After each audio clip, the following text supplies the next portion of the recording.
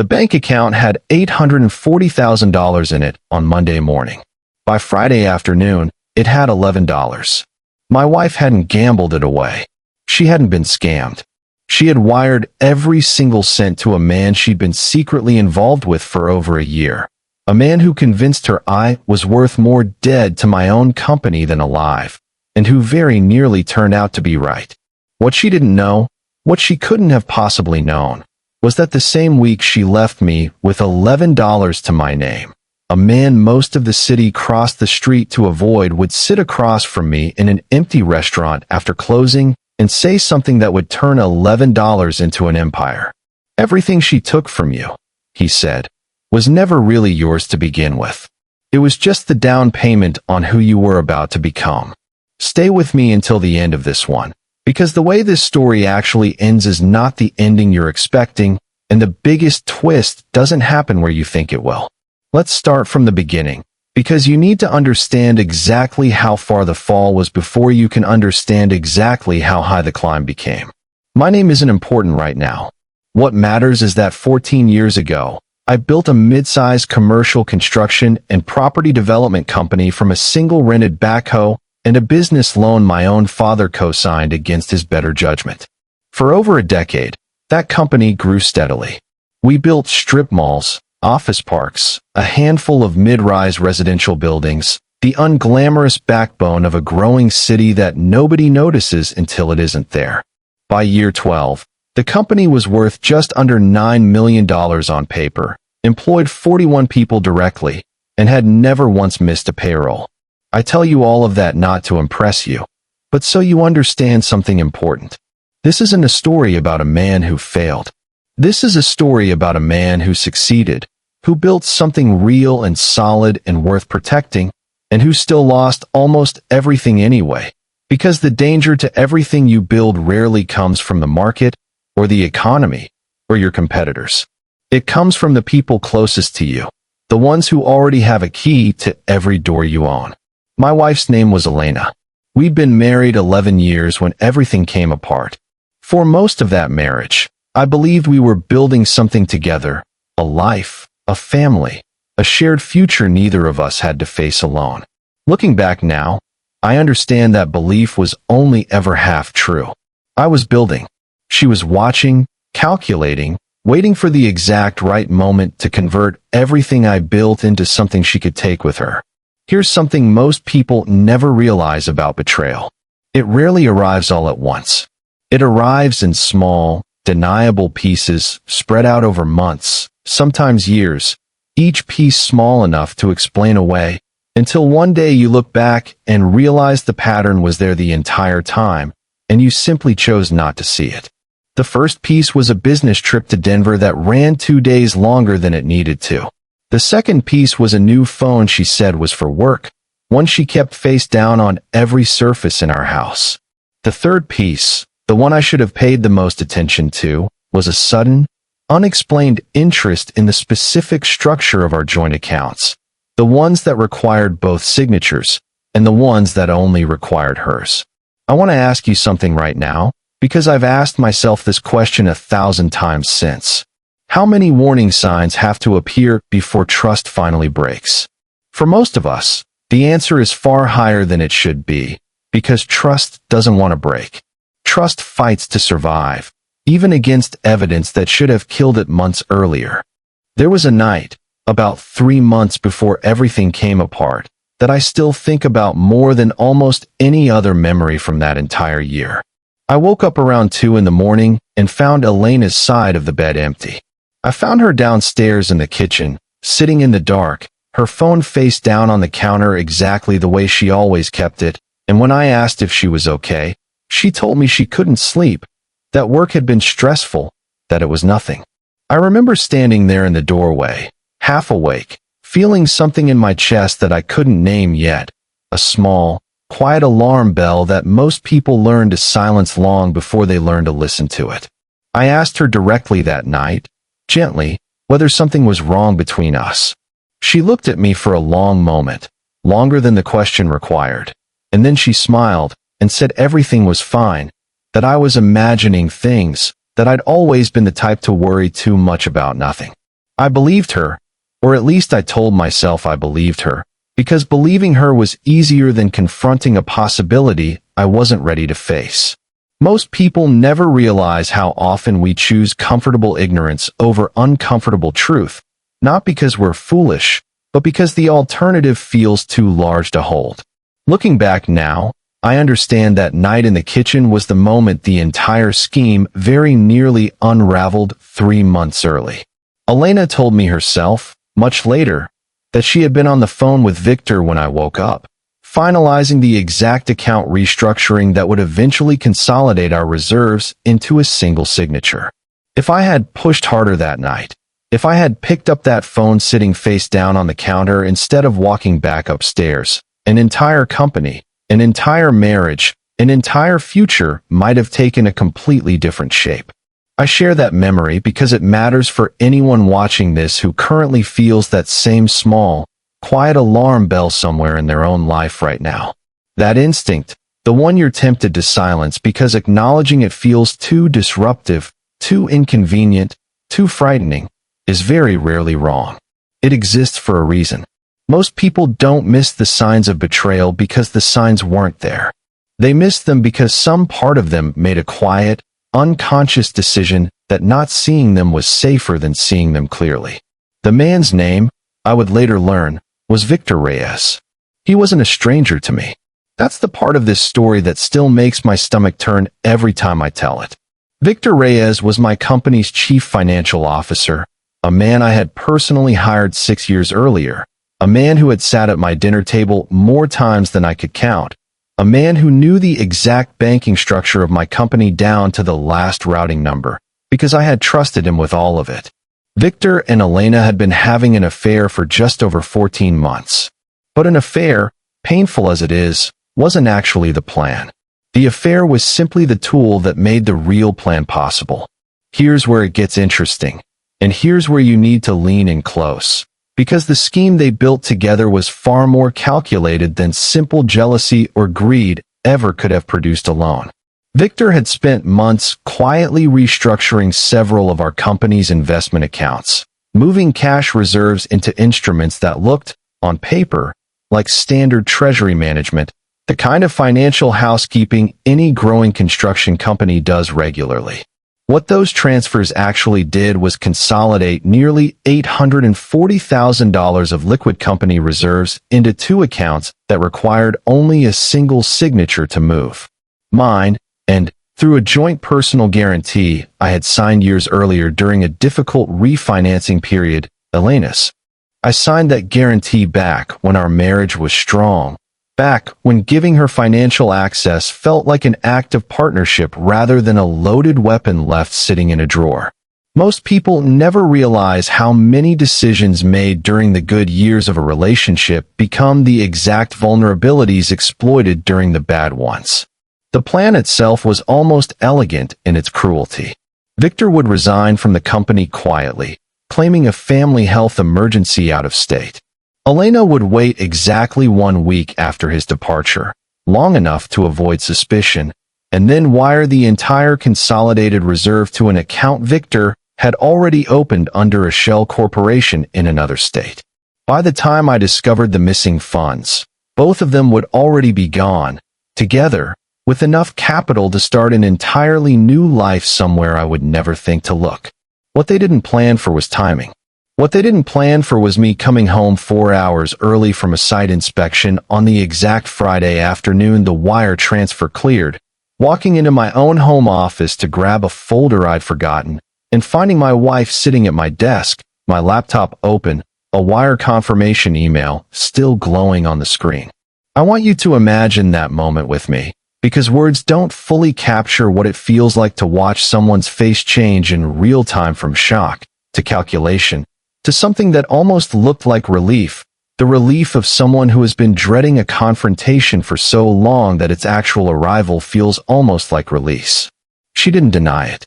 That's the part that still surprises people when I tell this story. She didn't cry, didn't beg, didn't pretend confusion. She looked at me and said, calmly, almost gently, "You were always going to lose this company eventually. The market was already turning. I just made sure something was saved before it all collapsed. Think about that sentence for a moment, because it reveals something most people never realize about the psychology of betrayal at this level. She wasn't just stealing money.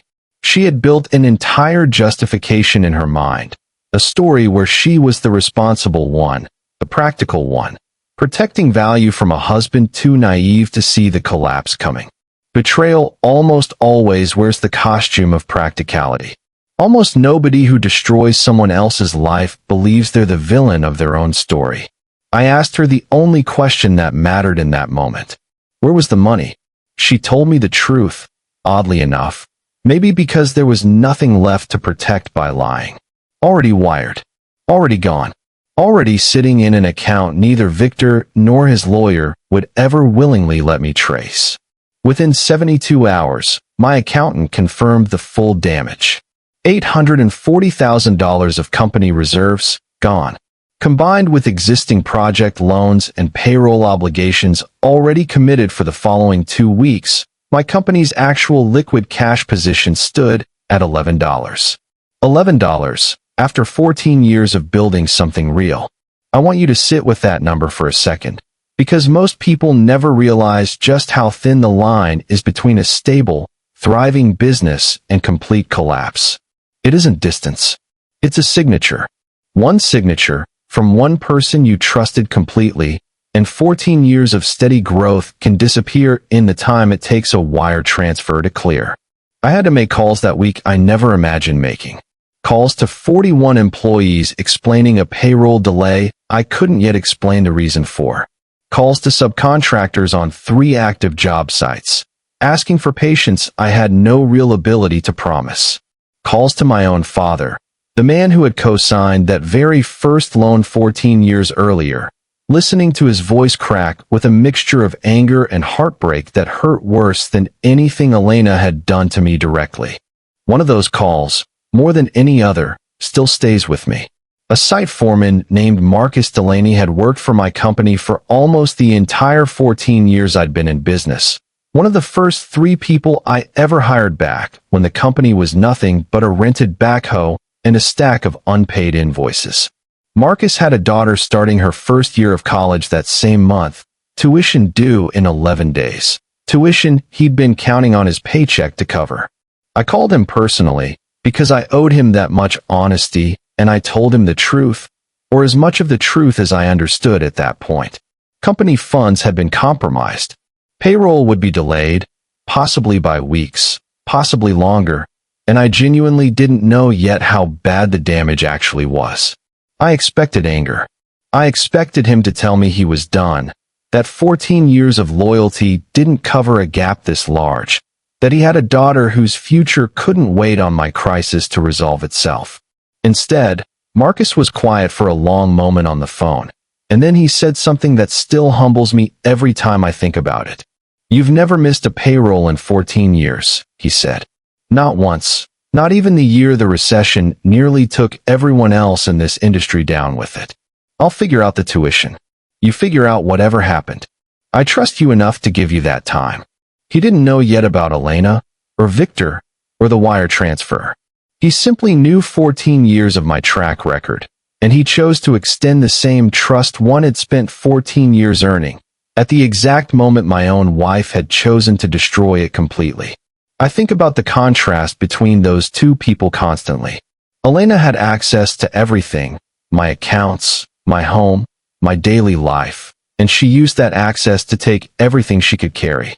Marcus had access to nothing but 14 years of consistent behavior, and he chose to extend trust based purely on that pattern, without needing anything else to justify it.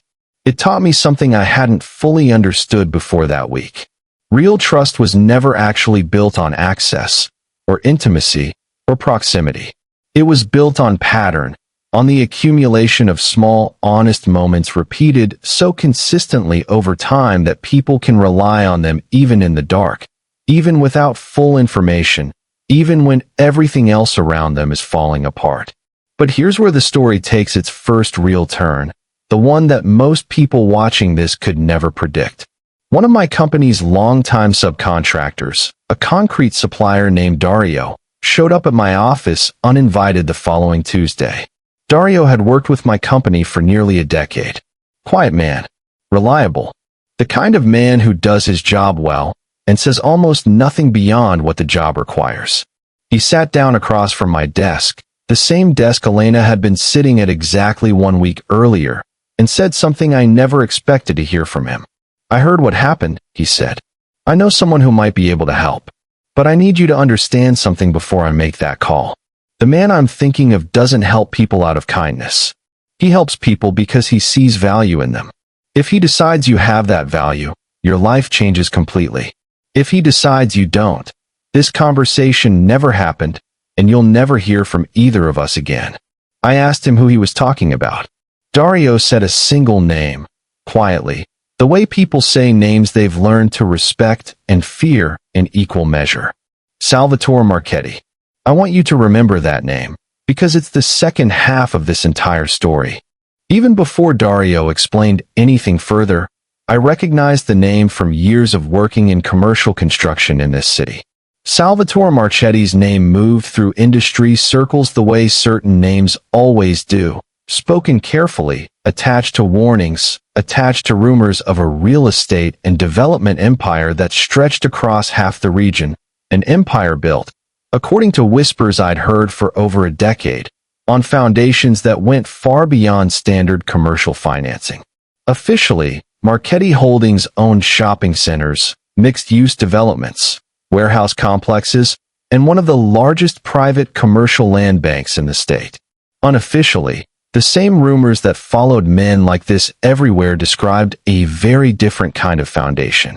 Rumors of competitors who suddenly sold their land at steep discounts under circumstances nobody discussed openly. Rumors of union disputes resolved through channels that never touched a courtroom.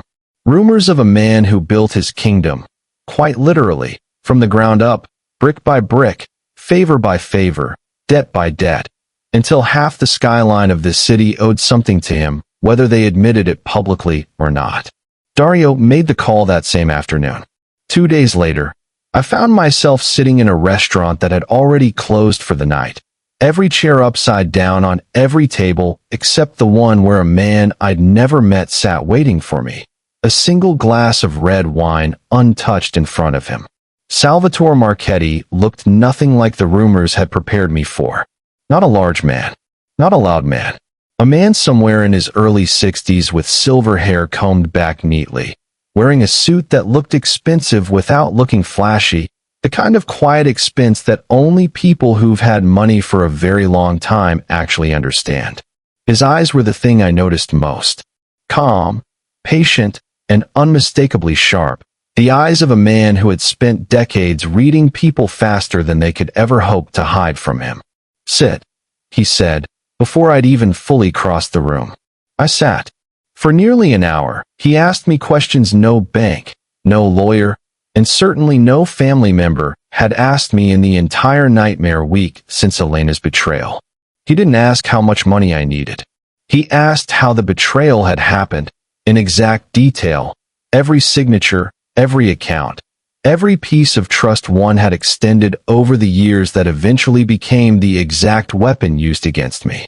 I answered everything honestly, mostly because I had nothing left to protect.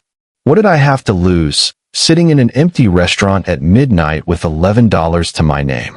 When I finished, he was quiet for a long moment, turning his wine glass slowly without drinking from it. Then he said something I would turn over in my mind for weeks afterward. "Betrayal like this," he said, "only works on men who've never been tested. You've been tested now. That makes you far more valuable than you were a week ago, whether you can see that yet or not." I didn't understand what he meant. Not yet. He asked about my company's operations in detail, the actual construction side, not the finances Victor had gutted. He asked about my project management systems, my subcontractor relationships, my crew retention rate, my safety record across 14 years of active job sites. And here's where it gets interesting. He wasn't asking like a man deciding whether to lend me money. He was asking like a man conducting an audit of a company he was already considering acquiring, or absorbing, or something in between that I didn't yet have a name for. Then he asked me something I hadn't expected. He asked me to describe Victor, not professionally, but personally. What kind of man was he at dinner parties? How did he treat waitstaff at restaurants? How did he speak about other people when he assumed no one important was listening? I answered as honestly as I could, describing a man who had always been polished, charming, endlessly capable of making everyone in a room feel like the most important person in it, right up until the moment he no longer needed them to feel that way. Salvatore nodded slowly, as though I had confirmed something he already suspected. Most people believe con artists succeed because they're excellent liars, he said. That's not usually true. The best ones succeed because they're excellent at making you feel seen, understood, valued, in exactly the specific way you were hungry to feel seen. The lie isn't the dangerous part. The attention is the dangerous part. People rarely get betrayed by strangers who deceive them. They get betrayed by people who studied exactly what they needed to hear, and then said it perfectly, for as long as it took to gain access to what they actually wanted. I asked him how a man builds real protection against something like that, something that doesn't announce itself as a threat, something that arrives disguised as exactly the kind of attention and warmth every person craves from the people closest to them. His answer was simple, and I've carried it with me every day since. You stop needing anyone to make you feel valuable, he said. The moment your sense of worth depends on someone else's attention, you become an easy target for anyone skilled enough to control that attention. The men and women who get exploited most completely are almost never the foolish ones. They're the ones starving for something they should have learned to give themselves. I want you to sit with that idea for a moment, because it applies to almost everyone watching this video, whether or not you've ever faced betrayal on the scale I'm describing. Most people never realize that the specific hunger inside them, for approval, for attention, for someone to finally see them the way they've always wanted to be seen, is exactly the hunger predators learn to identify and exploit first. It isn't weakness to have that hunger. Every human being has some version of it. But learning to recognize it in yourself, and learning to meet at least part of that need on your own, is one of the strongest forms of protection anyone can build, far stronger than any lock, any contract, any joint account requiring 2 signatures instead of 1. Your wife took $840,000, he said eventually. That's a real loss, and I understand why it feels like the end of everything you built. But I want you to consider something most men in your position never consider in the moment. That money was never the actual value of your company. The value of your company is 14 years of relationships, systems, and reputation that no wire transfer can touch, because those things were never sitting in an account for anyone to steal. He offered me something that night I still find difficult to fully explain to people who weren't in that restaurant with us. Not a loan, not an investment in the traditional sense. He offered to absorb my company's operational side into his own development empire, covering the immediate cash crisis entirely, restructuring the debt Victor's scheme had left behind, and installing me as managing partner over an expanded construction division that would oversee every physical build across his entire portfolio. Why me? I asked him, the only question that mattered. His answer stayed with me longer than almost anything else in this entire story. Because most men who lose everything spend the next year explaining what happened to them. You've spent this entire conversation explaining what you learned instead. That distinction, he said, is the only thing that has ever separated the men I build empires with from the men I simply feel sorry for. But before you assume I said yes immediately, you need to understand something important about this story, something that separates it from the kind of fantasy where a stranger simply hands a broken man everything he ever wanted. I asked Salvatore Marchetti the same hard question I suspect any careful person would ask, sitting across from a man whose empire was rumored to be built on foundations far outside the reach of ordinary law. What exactly would I be agreeing to? I asked him directly. Not the construction division. The rest of it. What is this company really? He didn't flinch, and he didn't deflect, which itself told me something important about the kind of man I was dealing with. The construction and development division you'd be running is completely legitimate, he said. Every contract real. Every payroll real. Every building actually built, actually inspected, actually sold or leased to real tenants. What happens in other corners of my business, corners I built decades before you and I ever sat down together, is not something I will ask you to be part of, and not something I'll explain to you unless you go looking for answers you don't need. The wall between those two worlds is one I built myself a long time ago, and it has held for over 30 years because I've never once asked a legitimate employee to cross it. I asked for a week to think about it, the same instinct that had once saved me from making a decision out of pure desperation. He granted it without hesitation. The same patience I would later learn was one of his defining traits, the patience of a genuinely powerful man who never needed anyone's immediate agreement to feel secure in his own position. I spent that week doing something I should have done with Elena's finances years earlier. I actually verified everything. I spoke, carefully, to two other contractors who had worked adjacent to Marchetti Holdings over the years. What I learned matched the rumors almost exactly. A construction empire responsible for some of the most significant commercial development in the region over 3 decades, a reputation for paying subcontractors on time and in full even during economic downturns that bankrupted competitors, and beneath all of it, an undeniable current of fear that ran through every conversation anyone had about crossing the man at the center of it. One contractor, a man who had built alongside Marchetti's company for over 20 years, told me something I still think about regularly. Marchetti doesn't hurt people who build honestly for him, he said. He hurts people who steal from him, or people who think they can lie to his face. If you're straight with that man, he'll build you something bigger than you ever imagined for yourself. I want to ask you something, the exact question I sat with that entire week.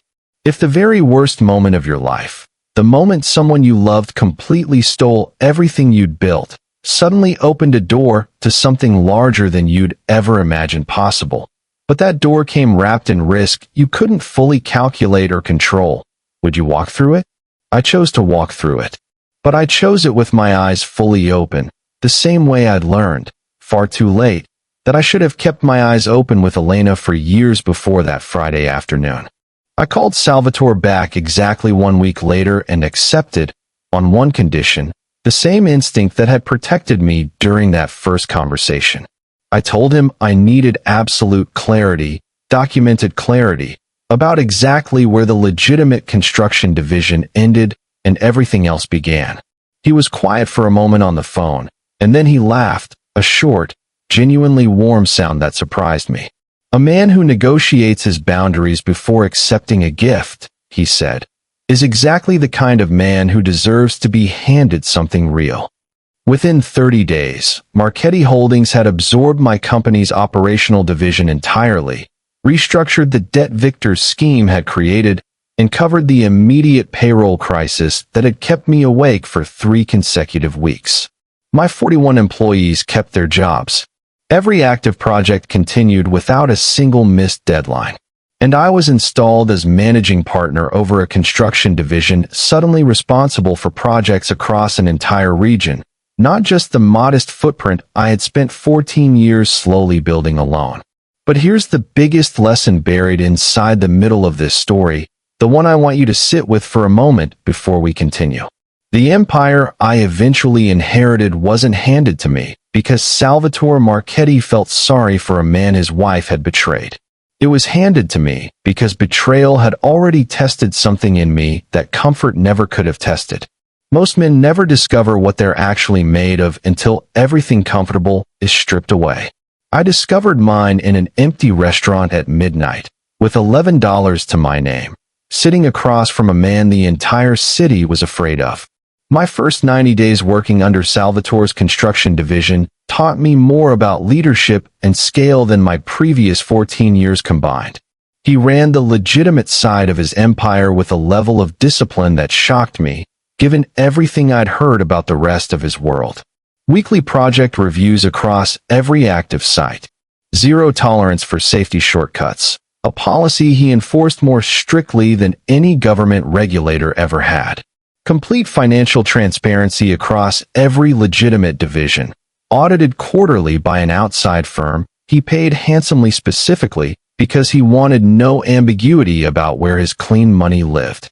I asked him once, several months into the role, why he ran his legitimate businesses with such rigid, almost obsessive precision, when rumors about the rest of his world painted such a different picture.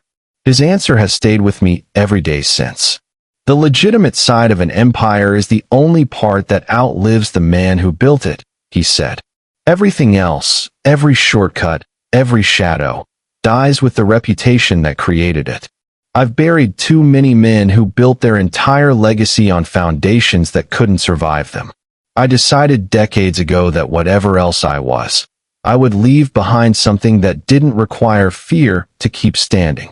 Looking back now, I can see clearly the specific structural mistakes that made my original company so vulnerable to exactly what Victor and Elena did.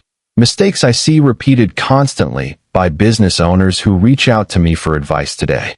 The first mistake is granting single-signature access to significant reserves as a matter of convenience rather than treating dual authorization as a permanent structural requirement, even inside a marriage, even with people you trust completely. Convenience and vulnerability are almost always the same decision wearing different names.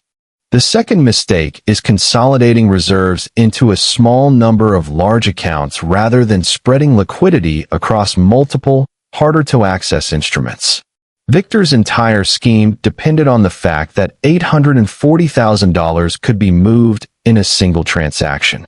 A more fragmented structure, one requiring multiple separate approvals across multiple separate accounts, would have made a scheme like this significantly harder to execute quietly, and significantly more likely to be caught before it ever fully completed. The third mistake, and the one I think about the most, is failing to build any system of financial transparency between spouses that didn't rely purely on trust and nothing else.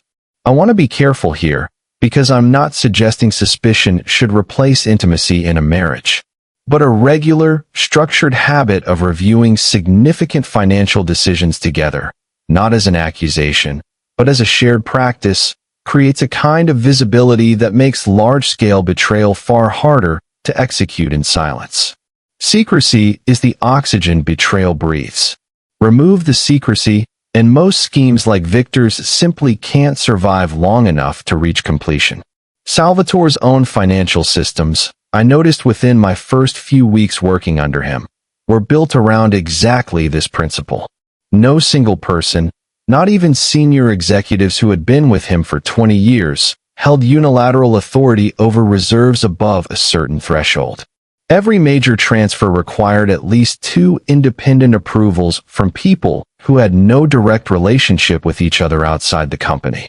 It wasn't paranoia. It was architecture, built by a man who understood, probably from painful experience I never asked him to explain, that trust without structure eventually becomes an invitation. Under his mentorship, I rebuilt not just a company, but my entire understanding of what real power actually requires. He taught me that fear might build an empire faster, but only respect keeps one standing after the man who built it disappears. He rarely raised his voice in the 10 months I worked closely beneath him before earning greater independence. He never needed to. When Salvatore Marchetti spoke, contractors listened, city officials listened, competitors listened, not because they feared what he might do to them directly, but because 30 years of consistent follow-through had made his word carry more weight than most binding contracts. I want to tell you about a specific test I faced about 8 months into the role, because a story like this means nothing without a real moment attached to prove it. A rival developer, someone who had lost a significant bid to our division months earlier, approached me privately outside a city council meeting and offered me an enormous personal payment, delivered quietly, in cash, in exchange for inside information about our upcoming land acquisitions before they became public record. He assumed, reasonably enough given the industry's reputation, that anyone working under Marchetti's empire had already made peace with exactly this kind of arrangement. I told him no, calmly, the same way I imagined Salvatore himself might have handled it. I told him that anything I knew about our upcoming project stayed inside our walls, full stop, no exceptions, no matter what number he attached to the offer. Then I told Salvatore about the encounter directly, the same day it happened, because I had learned by then that hiding information, any information, was the exact mistake that had once cost me everything with Elena. Salvatore's response taught me something I still carry with me. He didn't celebrate my loyalty as though it were some rare, extraordinary achievement. He simply nodded and said, "Good. That's what I expected from you." The moment I have to celebrate ordinary honesty is the moment I've hired the wrong kind of man. That single sentence reframed something important for me. Integrity isn't supposed to be exceptional. It's supposed to be the baseline, and the fact that so many people treat basic honesty as impressive says far more about how low the bar has fallen than it says about the person clearing it. Think about this for a moment, because it applies well beyond construction, well beyond any single industry. Most people never realize that the biggest test of their character rarely arrives as a dramatic, obvious moral crisis. It arrives quietly, in a parking lot, in an empty office, in a moment nobody else will ever know about unless you choose to tell them. The choice you make in that silence, when no one is watching and nothing forces your hand, reveals more about who you actually are than every public decision you'll ever make combined. By month 12 under Marchetti's empire, my division had completed 3 major commercial developments that dwarfed anything I had built alone across 14 years running my own company. My compensation had grown into something I genuinely never imagined possible for myself. And somewhere in the middle of that transformation, something else had shifted just as dramatically, something that had nothing to do with money at all. I had stopped needing anyone's approval to know my own worth. That shift mattered more than any of the financial details, because it directly connects to the second half of this story, the part involving Elena and Victor that I haven't fully told you yet. 6 weeks after Elena's betrayal, before Salvatore had even entered the picture, Victor's scheme began unraveling in a way neither of them had planned for. The shell corporation they'd used to receive the wired funds triggered an automatic federal reporting requirement, the kind designed specifically to catch unusually large transfers moving through newly formed entities with no operating history. Victor, it turned out, was far better at exploiting corporate accounting loopholes than he was at avoiding the very regulatory systems built to catch exactly that kind of exploitation. I want to be honest with you about something, because this part of the story surprised even me when it happened.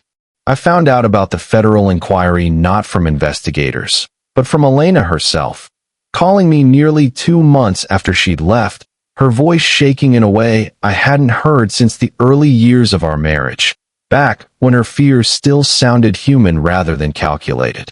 She told me Victor had already fled the country using funds from an account she didn't have access to, leaving her alone to face federal investigators asking pointed questions about wire transfers she had personally authorized. She asked me, of all things, for help, for legal advice, for anything. I want you to sit with the strange, uncomfortable complexity of that moment with me, because real life rarely offers the clean, satisfying justice that revenge stories usually promise. Part of me, a part I'm not proud of but won't pretend didn't exist, felt something close to satisfaction hearing her voice break the way mine had broken the day I found her at my desk. But a larger part of me felt something closer to a strange, hollow sadness, because whatever cruelty she had shown me, watching someone you once loved completely collapse under the weight of their own choices never actually feels the way you imagined it would feel from the outside. I didn't help her, not in the way she was asking. I told her, honestly, that I couldn't provide legal advice, that any conversation between us could complicate an active federal investigation, and that she needed her own attorney, someone with no connection to me or to the money she'd taken. It wasn't cruelty. It was simply the truth, delivered without the anger I might have delivered it with 2 months earlier. There was one more conversation between us, months later, after her plea agreement had already been finalized, a conversation I agreed to only because her attorney requested it, as part of a broader settlement discussion regarding what little remained of the stolen funds. We met in a small conference room, a lawyer on each side, the kind of sterile, fluorescent-lit room that strips every ounce of romance out of even the most dramatic human moments. She looked smaller than I remembered her, not physically, but in some harder-to-name way, the way people look when the story they built about themselves has finally collapsed under its own weight.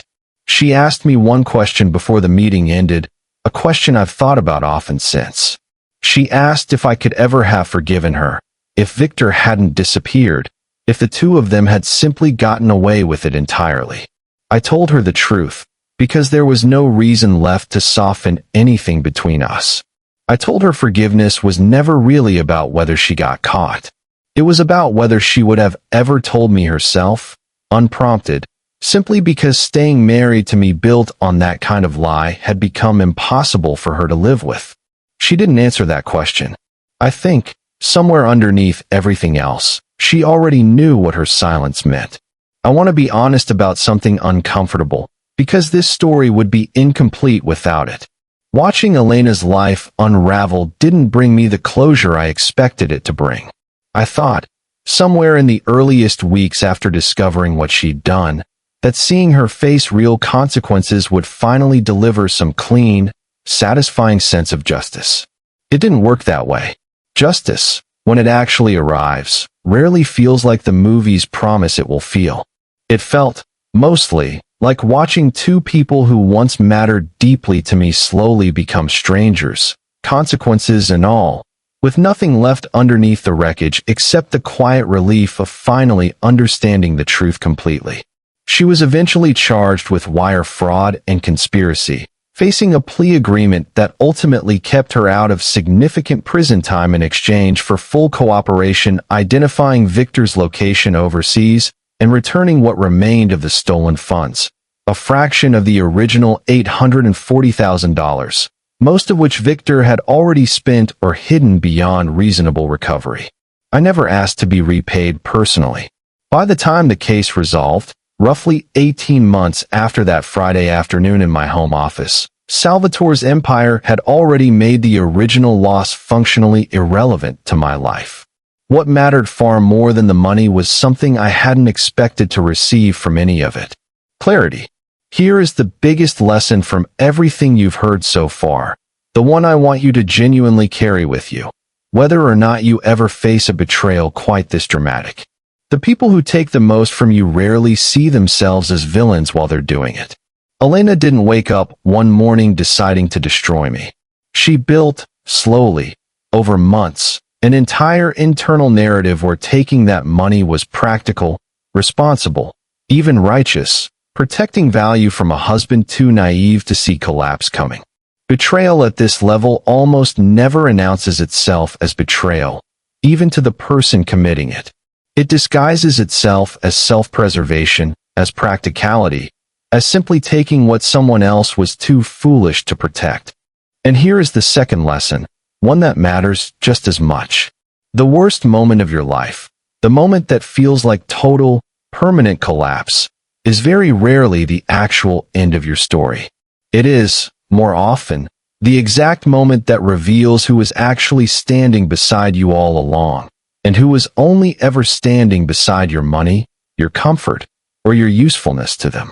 Before we get to how this story ends, I want to leave you with something practical, because a story like this means very little if it doesn't leave you with something you can actually use in your own life.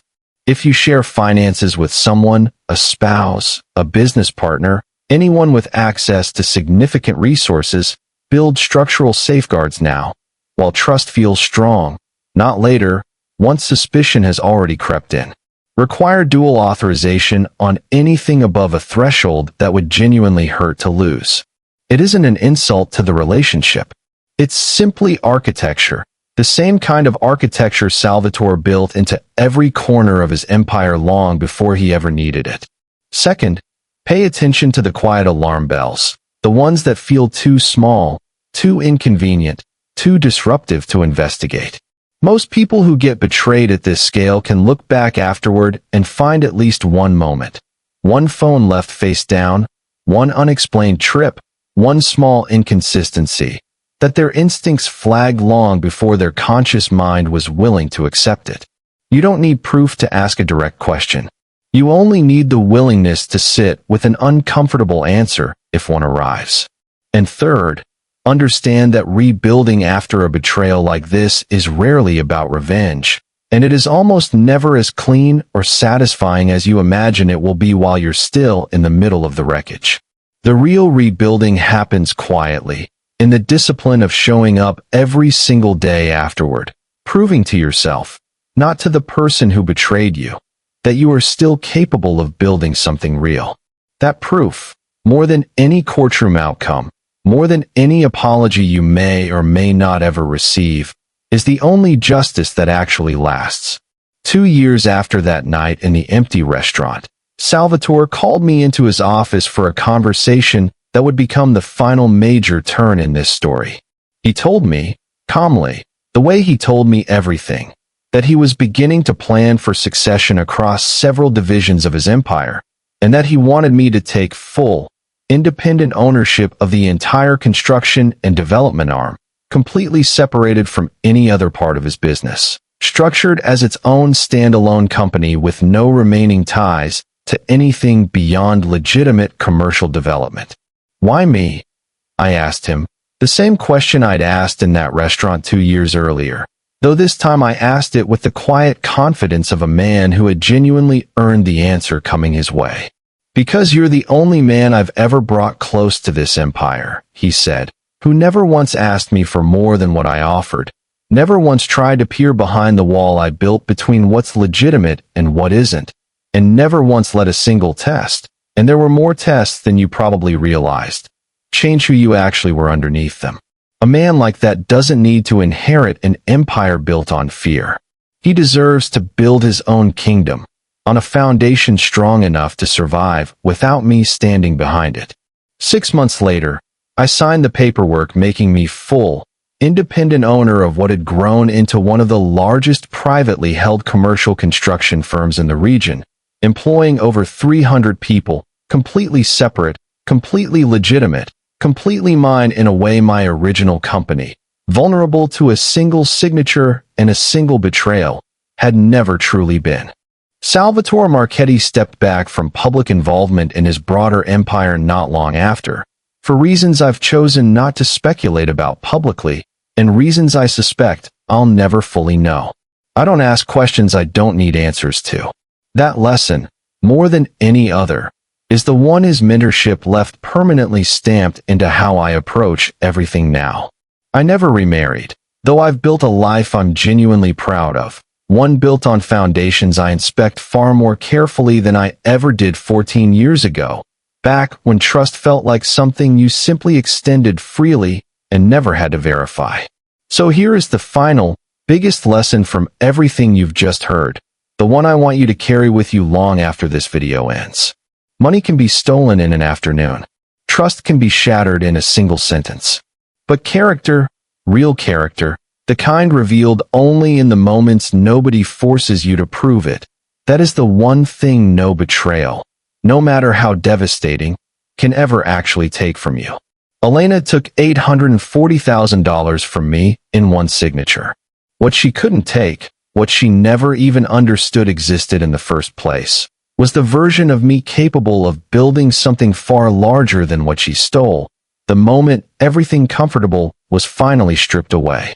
What would you do if the person you trusted most in the world took everything you'd built and left you with almost nothing, and somewhere in the wreckage, a stranger offered you a path forward that demanded nothing except honesty about exactly who you were? I hope, whatever your answer is, you give yourself the chance to find out, because the lowest number in your bank account has never once been the true measure of your actual worth. If this story affected you, if it made you think differently about betrayal, about trust, about the strange, unpredictable ways, our darkest moments sometimes reveal exactly what we're capable of building next. Do something for me right now. Hit that like button, because it genuinely helps stories like this reach the people who need to hear them tonight. Subscribe if you want more real stories about betrayal, resilience, and the hidden lessons buried inside our lowest moments. And leave a comment below telling me about a time someone you trusted completely showed you exactly who they really were, because I read every single one, and your story might be exactly what someone else needs to read today. Thank you for staying until the very end. Most people don't make it this far, but you did, and that tells me something important about you. Take care of yourself, and I'll see you in the next story.